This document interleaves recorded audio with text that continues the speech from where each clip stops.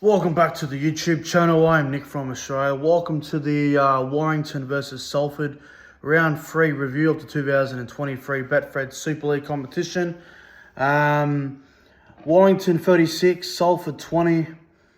Really disappointing second half from Salford. I thought Salford had a really good first half. They played some great rugby league, and look, I'm not going to blame the referees for that second half, although there were a lot of people online that were saying that the referees were against Salford. But look, I think the sin bin from Ryan Briley was obviously crucial, but I'm going to concede defeat, and I'm going to say well done to Warrington for the comeback. It was a 30-0 second half, really, so I know 3 of the tries were on the back of 13-on-12 advantage, but you got to make your tackles, and you just got to get the fundamentals right. And when pressure gets tough and things get a bit, very competitive, you just got to be, you got to be better in that situation. But before we get into the review of Warrington against Salford, if you guys are new to the channel, make sure you like this video, subscribe to the channel, and let me know your thoughts on the Warrington versus Salford game in the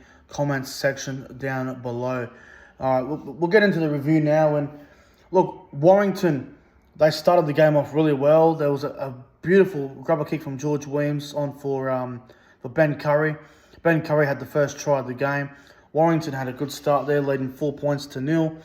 Salford hit back. Not long after that, there was a line break down the left-hand side, and Longstaff, who used to play for Warrington, scores for Salford. Funny enough, the first 2 tries of this game were scored by the 2 left edge back rows on both sides, so quite interesting.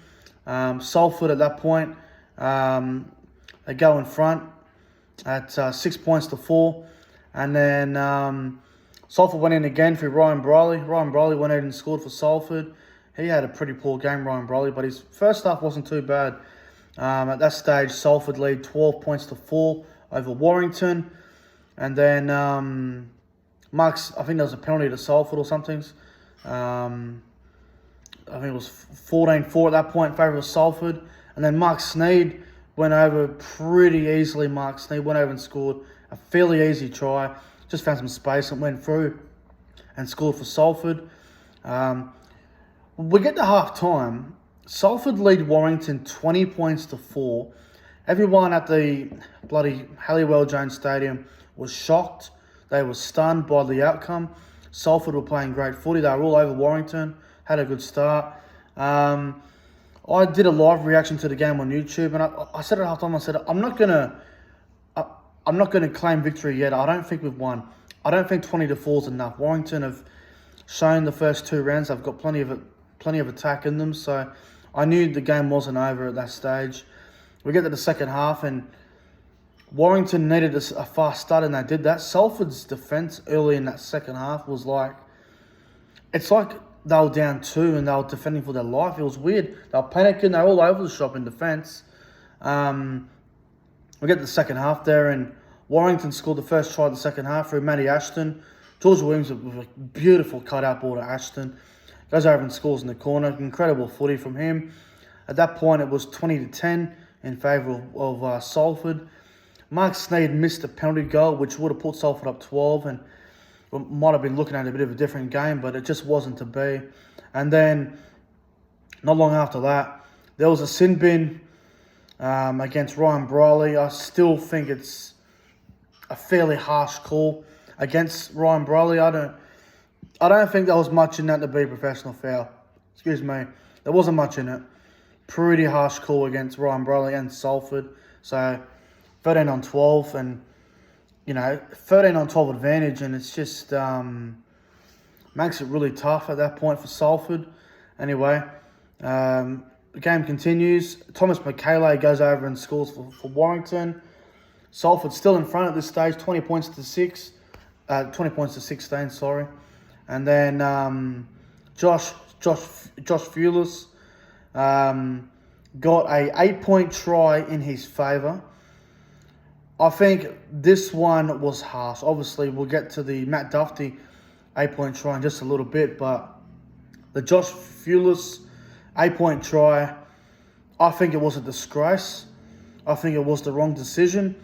And I think the video referee and the Super League board and their referee, their bosses need to have a good look at that, because I thought that was a really poor decision. An 8-point try for that with the knees. I mean, if you watch it in slow motion, it looks bad, but if you watch it in real time, there's nothing in it. There really is fuck all in it.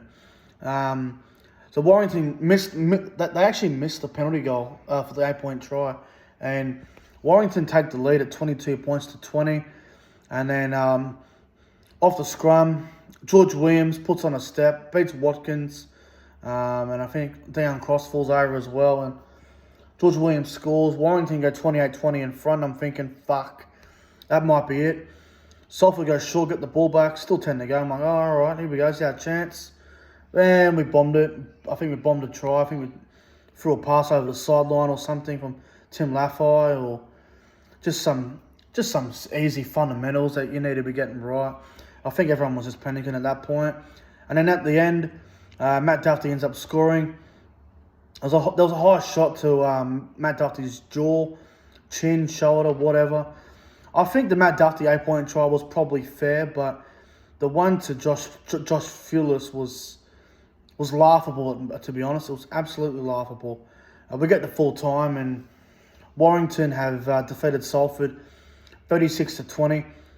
Unbelievable comeback from Warrington. Salford at 20-4 at half time.